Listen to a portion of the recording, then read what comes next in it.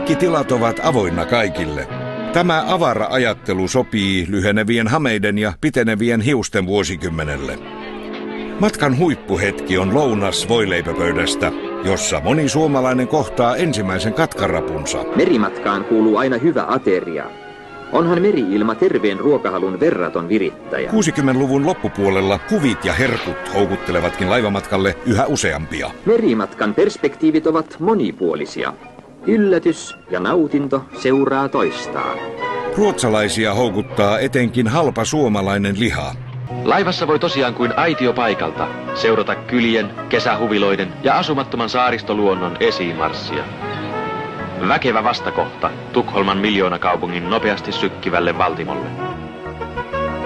Ja pian levittäytyy eteen vieras metropoli kuin satujen toivekaupunki.